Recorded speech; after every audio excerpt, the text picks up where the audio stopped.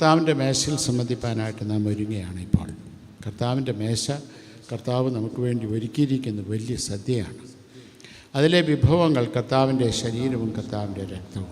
അത് ഒരുക്കിയതിന് ശേഷം നമ്മുടെ പ്രിയ കർത്താവ് വളരെ സ്നേഹത്തോടു കൂടി നമ്മെ ക്ഷണിക്കുന്നു. മക്കളെ, വരുവീൻ, നമുക്ക് ഒരുമിച്ച് ഭക്ഷിച്ച് കൂട്ടായ്മ ആചരിക്കും. കർത്താവിനോടൊപ്പം കർത്താവിൻ്റെ മേശയിൽ സംബന്ധിക്കുന്നത് എന്തൊരു ഭാഗ്യവും എന്ത് വലിയ പദവിയുമാണ്. എന്നാൽ അങ്ങനെ അത് കണ്ട് പതിവായി കർത്താവിൻ്റെ മേശയിൽ സംബന്ധിക്കുന്നവരുടെ എണ്ണം വളരെ വളരെ കുറവാണ്. എന്തുകൊണ്ടാണ് പതിവായി കർത്താവിൻ്റെ മേശയിൽ സംബന്ധിക്കാത്തത്?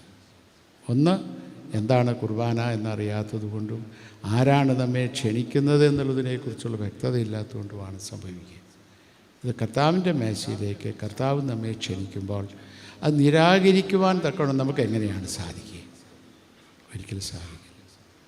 മർത്തോമാ സഭയിൽ വിശുദ്ധ കുർബാന ശുശ്രൂഷ അണയ്ക്കുന്നത് വിശുദ്ധ കുർബാന കൊള്ളാൻ വേണ്ടിയിട്ടുള്ളവർക്കാണ്, അല്ലാതെ കാഴ്ചക്കാർക്ക് വേണ്ടിയല്ല.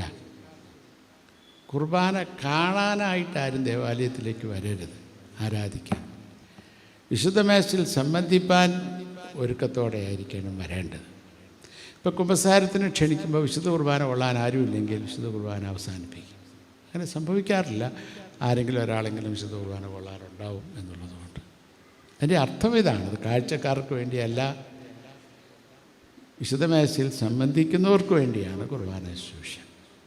അപ്പം എൻ്റെ അർത്ഥം, ആരാധനയിൽ സംബന്ധിക്കുന്ന പ്രായപൂർത്തി എല്ലാവരും ഒരുക്കത്തോടെ കർത്താവിൻ്റെ മേശയിൽ സംബന്ധിപ്പാനുള്ള ഒരുക്കത്തോടെ വേണം ആരാധനയിൽ സംബന്ധിക്കേണ്ടത് എന്നാണ് അതിൻ്റെ അർത്ഥം.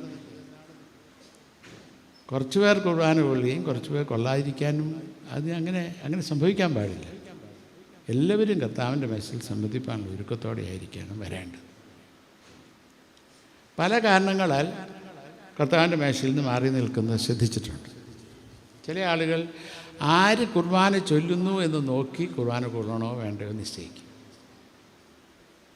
ചില പള്ളികളിലൊക്കെ ഉണ്ടാകുന്നൊരു അപകടം, അച്ഛന്മാരുമായിട്ട് എന്തെങ്കിലും വഴക്കുണ്ടാക്കും. അവന് വലിയൊരു പ്രഖ്യാപനം നടത്തും, ഇങ്ങേര് ട്രാൻസ്ഫർ ആകാതെ ഞാൻ കുർബാന കൊള്ളത്തില്ല, അങ്ങേരുടെ മുമ്പിൽ ഞാൻ മുട്ടുകുത്തും. അല്ല, ഇത് പലപ്പോഴും പറഞ്ഞു കേട്ടിട്ടുള്ളൊരു കാര്യമാണ്. എന്നിട്ട് കുർബാന കൊള്ളാൻ ശ്വാസം മുട്ടിയിട്ട് അച്ഛനോട്ട് ട്രാൻസ്ഫർ ആവുന്നുമില്ല. കുർബാന കൊള്ളാൻ ശ്വാസം മുട്ടിയിട്ട് മറ്റേ പള്ളിയിൽ പോയി കുർബാന കൊള്ളു. വല്ല ഗുണമുണ്ടോ? ഒരു ഗുണമില്ല. അഭിപ്രായ വ്യത്യാസങ്ങളുണ്ടെങ്കിൽ ഒക്കെ പറഞ്ഞു തീർത്തണം, അത് വേറൊരു വിഷയം. ഇത് കർത്താവിൻ്റെ മേശയാണ്. നാം കർത്താവിൻ്റെ സന്നിധിയിലാണ് മുട്ടുകുത്തുന്നത്. ഞങ്ങളൊക്കെ കർത്താവിൻ്റെ മേശയിൽ വിളമ്പുകാരാണ്. അതിനുവേണ്ടി പ്രത്യേകം നിയോഗിക്കപ്പെട്ടവരാണെന്ന് മാത്രമേ ഉള്ളൂ. ഇന്ന് എനിക്കറിയാം, ഇവിടെ വന്നിരിക്കുന്നു 99% കുർബാന കൊള്ളു. കാരണം മെത്രാനാണ് വിളമ്പത്. മെത്രാൻ വിളമ്പിയാലും അച്ഛൻ വിളമ്പിയാലും ഇത് കർത്താവിൻ്റെ മേശയാണ്. അതിലേക്ക് കർത്താവാണ് നമ്മെ ക്ഷണിക്കുന്നത്. ഇപ്പോൾ ഒരു കല്യാണത്തിന് ആരെങ്കിലും വന്ന് നമ്മളെ ക്ഷണിച്ച് നമ്മൾ ആരെങ്കിലും എപ്പോഴെങ്കിലും ചോദിച്ചിട്ടുണ്ടോ ആരാ വിളമ്പുന്നതെന്ന് ചോദിച്ചിട്ടുണ്ടോ? ചോദിച്ചിട്ടുമില്ല, ചോദിക്കുകയില്ല. അത് വളരെ അപ്രസക്തമാണ്. ആര് ക്ഷണിക്കുന്നു എന്നതിനെ ആശ്രയിച്ചാണ് പോണോ പോണ്ടെന്നൊക്കെ തീരുമാനിക്കുന്നത്. അപ്പോൾ ഇത് കർത്താവിൻ്റെ മേശയാണ്, അതിലാണ് നാം സംബന്ധിക്കുക, അതിലേക്കാണ് കർത്താവ് നമ്മെ ക്ഷണിക്കുന്നത്. രണ്ട്, ചിലർ പറയും ഞാൻ ഒരുങ്ങിയിട്ടല്ല വന്നിരിക്കുക. അത് വളരെ ശരിയാണ്. തിരുവചനം വളരെ കൃത്യമായിട്ട് പഠിപ്പിക്കുന്നുണ്ട്, ഒരുക്കത്തോടെ വേണം കർത്താവിൻ്റെ മേശയിൽ സംബന്ധിക്കാൻ, അല്ലെങ്കിൽ അത് ശിക്ഷാവിധിക്ക് കാരണമായി തീരും. എന്നാൽ ഈ ഒരുക്കത്തെക്കുറിച്ച് ഒരുപാട് ധാരണപ്പശകളുണ്ടെന്ന് എനിക്കറിയാം, സ്ത്രീകളുടെ ഇടയിലും പുരുഷന്മാരുടെ ഇടയിലും. ഞാൻ ആ വിഷയത്തെക്കുറിച്ച് ഇപ്പോൾ പറയുന്നതിനായിട്ട് ശ്രമിക്കുന്നില്ല. കർത്താവിൻ്റെ മേശയിൽ സംബന്ധിപ്പാനുള്ള ഒരുക്കം ഒന്ന് മാത്രമാണ്, നമ്മുടെ പാപങ്ങളെ ആത്മാർത്ഥമായി ദൈവസന്നിധിയിൽ ഏറ്റുപറഞ്ഞ് ഉപേക്ഷിക്കുക എന്നതാണ് കർത്താവിൻ്റെ മേശയിൽ സംബന്ധിപ്പാനുള്ള ഒരുക്കം. ഏറ്റുപറഞ്ഞ് ഉപേക്ഷിക്കുക എന്നുള്ളതാണ്, അതാണ് ഒരുക്കം. ബാക്കിയെല്ലാം വളരെ അപ്രസക്തമായ കാര്യങ്ങളാണ്. എന്തെല്ലാം ഉണ്ടെങ്കിൽ നമ്മുടെ പാപങ്ങളെ ആത്മാർത്ഥമായി ഏറ്റുപറഞ്ഞ് ഉപേക്ഷിക്കുക എന്നതാണ്, അതാണ് കർത്താവിൻ്റെ മേശയിൽ സംബന്ധിക്കാനുള്ള ഒരുക്കം. അത് എൻ്റെ മനസ്സിൽ എപ്പോഴും തോന്നിയിട്ടുള്ള സംശയം, എന്തേ ഒരുങ്ങാഞ്ഞ്? കഴിഞ്ഞ ആഴ്ച ഇവിടെ നിന്ന് ഇറങ്ങുമ്പോഴേ തമ്പുരാൻ നമ്മളെ ക്ഷണിച്ചാൽ വിട്ട്, മക്കളെ അടുത്ത ആഴ്ച എൻ്റെ സദ്യയുണ്ട് വരണുണ്ട്. പിന്നെ എന്തേ ഒരുങ്ങാഞ്ഞ്? അങ്ങേര് കിടന്ന് ഇങ്ങനെ വിളിച്ചുകൊണ്ടിരിക്കും, ഞാൻ വല്ലപ്പോഴും വരുവാനോ. എൻ്റെ അർത്ഥം, കർത്താവിൻ്റെ മേശയിൽ സംബന്ധിക്കാനുള്ള താല്പര്യക്കുറവുണ്ടെങ്കിൽ ഉടനെ മനസ്സിലാക്കിയോണം എന്തെന്നാണ്, തമ്പുരാനുമായുള്ള ബന്ധത്തിൽ എവിടെയോ കുഴച്ചിൽ സംഭവിച്ചിട്ടുണ്ടെന്നാണ്. കർത്താവിന് ജീവിതത്തിൽ ഏറ്റവും ഉന്നതമായ സ്ഥാനം കൊടുത്തിരുന്നുവെങ്കിൽ നമ്മൾ ഈ ദിവസത്തിന് വേണ്ടി ആകാംക്ഷയോടുകൂടെ കാത്തിരുന്നേനെ. ഇവിടുന്ന് ഇറങ്ങുന്ന നിമിഷം മുതൽ അടുത്ത കർത്താവിൻ്റെ മേശയ്ക്ക് വേണ്ടി ഒരുക്കമായി തന്നെ ജീവിതം തന്നെ. ഇപ്പം ചെറിയൊരു ഉദാഹരണം പറഞ്ഞ്, നമ്മുടെ മോദിജി ഡൽഹിയിലേക്ക് ഒരു നേരത്തെ ബ്രേക്ക്ഫാസ്റ്റിന് ക്ഷണിച്ചു എന്നിരിക്കട്ടെ. ആ ഇൻവിറ്റേഷൻ കൈ കിട്ടി നിങ്ങൾ എന്നാ ചെയ്യും? അല്ലേ? പിന്നെ വാട്സപ്പും ഫേസ്ബുക്കൊക്കെ നിറഞ്ഞു നിൽക്കും. ഫോൺ വിളിച്ചാൽ കിട്ടുമോ? ലോകത്തുള്ള സകലമാന മനുഷ്യനെയും വിളിച്ചു പറയും, പ്രൈം മിനിസ്റ്റർ എന്നെ ബ്രേക്ക്ഫാസ്റ്റിന് ഡൽഹിയിലേക്ക് ക്ഷണിച്ചിരിക്കുന്നു. ശരിയല്ല ഞാൻ പറയും. ഉടനെ പോയി ടിക്കറ്റ് ബുക്ക് ചെയ്യും. സ്ലീപ്പറിന് കിട്ടിയില്ലെങ്കിൽ ഫസ്റ്റ് ക്ലാസ്സിൽ ട്രൈ ചെയ്യും. അതും കിട്ടിയില്ലെങ്കിൽ ഫ്ലൈറ്റിന് ബുക്ക് ചെയ്യും. അലമാരി നിറച്ച പുതിയ ഷർട്ടും പാൻറ്റും ഉണ്ടെങ്കിൽ പുതിയ ഷർട്ടും പാൻറ്റും വാങ്ങിക്കും. സ്ത്രീകളാണെങ്കിൽ മഹാലക്ഷ്മി പോയി പുതിയ സാരി വാങ്ങിക്കും. അല്ലേ? ഒരാഴ്ച മുമ്പേ ഡൽഹി പോയി താമസം തുടങ്ങും. 8 മണിക്കാണ് ബ്രേക്ക്ഫാസ്റ്റിന് ക്ഷണിച്ചിട്ടുള്ളതെങ്കിൽ 7 മണിക്ക് മോദിജിയുടെ ഗേറ്റിൽ കാവലെത്തും. എന്നിട്ടിങ്ങനെ വാച്ച് നോക്കും, സമയം പോകണില്ല. എന്തോ ഒരു ആകാംക്ഷയാണ്, എന്തൊരു തിടുക്കമാണ്. അല്ലേ? ഒരു മോദിജി വിളിച്ചാൽ, എന്നുവെച്ചാൽ ഒരു പ്രൈം മിനിസ്റ്ററെ വിളിച്ചാൽ ഇത്രയും ഒരുക്കമുണ്ടെങ്കിൽ, ആകാംക്ഷയുണ്ടെങ്കിൽ, സകലത്തെയും സൃഷ്ടിച്ച തമ്പുരാൻ, സകലത്തെയും വീണ്ടെടുത്തവൻ, സകലത്തെയും നിയന്ത്രിക്കുന്നവൻ നമ്മെ ക്ഷണിക്കുമ്പോൾ ഒരുക്കമില്ലെന്ന് പറഞ്ഞു, ഒരുങ്ങിയില്ലെന്ന് പറഞ്ഞു. അതിൻ്റെ അർത്ഥം എന്താണ്? ഈ തമ്പുരാന് നമ്മുടെ ജീവിതത്തിൽ അത്രയും സ്ഥാനമുള്ളൂ എന്നാണ്. ഈ തമ്പുരാന് നമ്മുടെ ജീവിതത്തിൽ ഏറ്റവും ഉന്നതമായ സ്ഥാനം കൊടുത്തിരുന്നുവെങ്കിൽ ഞാൻ നേരത്തെ ഓർമ്മിപ്പിച്ചതുപോലെ ആകാംക്ഷയോടെ ദിവസത്തിന് വേണ്ടി വരും. ചില പള്ളിയിലൊക്കെ പോകുമ്പോൾ പറയും, കോവിഡ് കഴിഞ്ഞ ശേഷം ആൾക്കാർ വരത്തില്ല. എങ്ങനെ വീട്ടിലിരിക്കാനൊക്കും? ഇവിടെ ആരാധന നടക്കുമ്പോൾ നമുക്ക് എങ്ങനെ വീട്ടിലിരിക്കാനൊക്കും? അല്ല, എനിക്കറിയാതെ ചോദിക്കുക. എനിക്ക് എപ്പോഴും എൻ്റെ മനസ്സിൽ തോന്നി വല്ല കൊച്ചു കാര്യം മതി. അപ്പോൾ പറയും അത് ആദ്യം മുടക്കുന്നത് ആരാധനയാണ്. എങ്ങനെ മുടക്കാൻ പറ്റും?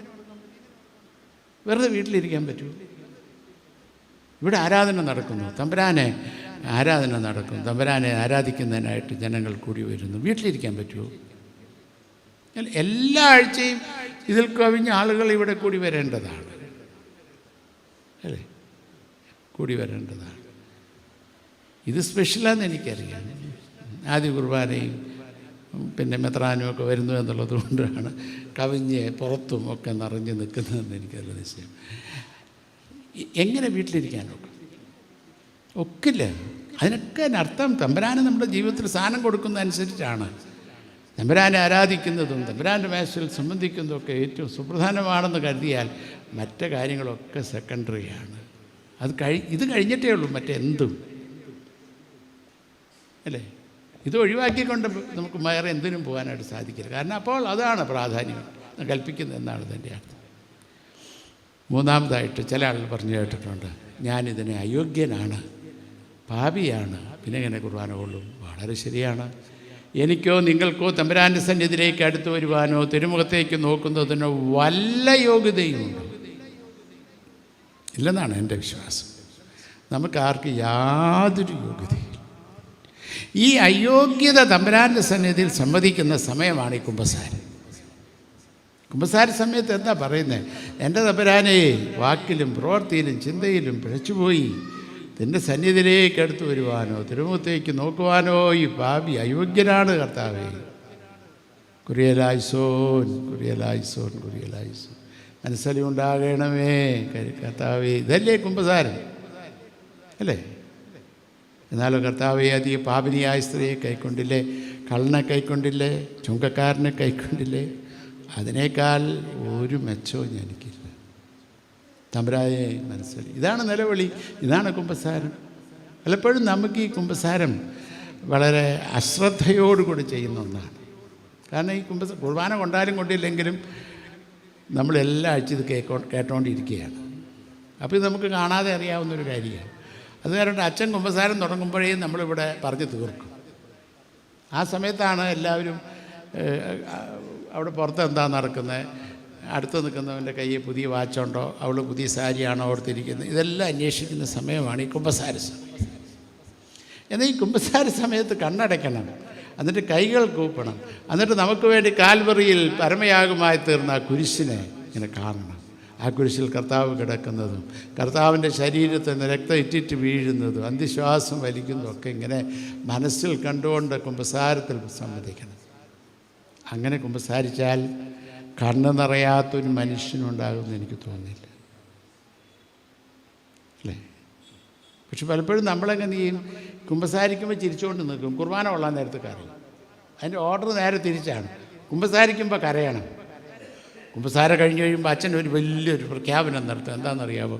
കർത്താവ് നമുക്ക് തന്നിരിക്കാൻ വലിയ ഉറപ്പാണ്. എന്താണ്? സത്യമായി തങ്ങളുടെ പാപങ്ങൾ ഏറ്റുപറഞ്ഞിരിക്കുന്ന നിങ്ങളുടെ ഓരോരുത്തരോടും പരമകാരുണ്യവാനായ ദൈവം നിങ്ങളുടെ പാപങ്ങളെ ക്ഷമിച്ചിരിക്കുന്നു. അച്ഛൻ ക്ഷമിച്ചു എന്നല്ല, തമ്പുരാൻ തന്ന വാഗ്ദാനം നമ്മളെ ഓർമ്മിപ്പിക്കുകയാണ്. നീ ആത്മാർത്ഥമായി കുമ്പസാരിച്ചാൽ, അല്ലേ, നമ്മുടെ പാപം ഏറ്റുപറയുന്നതാണ് കുമ്പസാരം. കുമ്പസാരിച്ചാൽ എൻ്റെ സകല പാപങ്ങളും ക്ഷമിച്ച് ഒരു പാപം ചെയ്യാത്തവനെ പോലെ തമ്പുരാൻ നിന്നെ മാർവോട് ചേർത്തണച്ചിരിക്കുന്നു. എന്തൊരു അനുഗ്രഹിക്കപ്പെട്ട നിമിഷമാണ്, അല്ലേ? ഒരു പാപം ചെയ്യാത്തവനെ പോലെ എൻ്റെ കർത്താവ് എന്നെ മാർവോട് ഇതാ ചേർത്ത് അണച്ചിരിക്കുന്നു, അല്ലേ?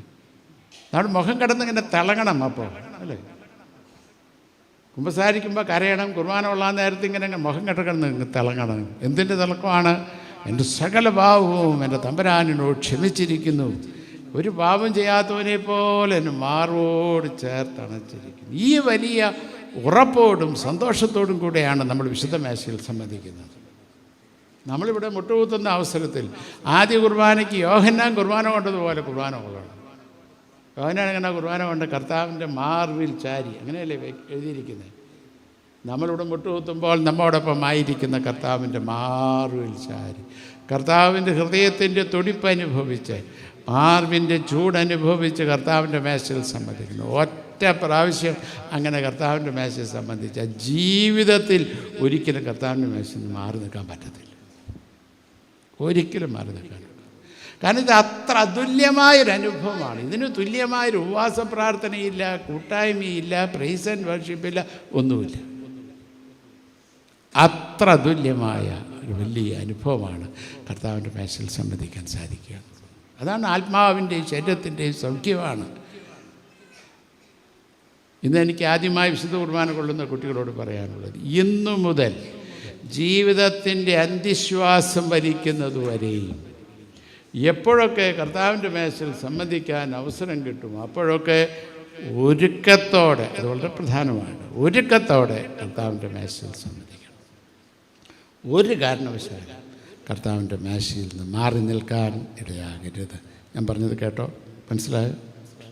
ഇന്ന് മുതൽ അന്ത്യശ്വാസം വലിക്കുന്നതുവരെ ഒരുക്കത്തോടെ കർത്താവിൻ്റെ മേശയിൽ സംബന്ധിക്കുക. എപ്പോഴൊക്കെ കർത്താവിൻ്റെ മേശയിൽ സംബന്ധിക്കാൻ അവസരം കിട്ടുമോ അപ്പോഴൊക്കെ ഒരുക്കത്തോടെ കർത്താവിൻ്റെ മേശയിൽ സംബന്ധിക്കുക. ഈ അതുല്യമായ അനുഭവത്തിലേക്കാണ് തമ്പുരാൻ ഇപ്പോൾ നമ്മെ ക്ഷണിക്കുന്നത്. മക്കളെ, വരുവീൻ, നമുക്ക് ഒരുമിച്ച് ഭക്ഷിച്ച് കൂട്ടായ്മ ആചരിക്കാം.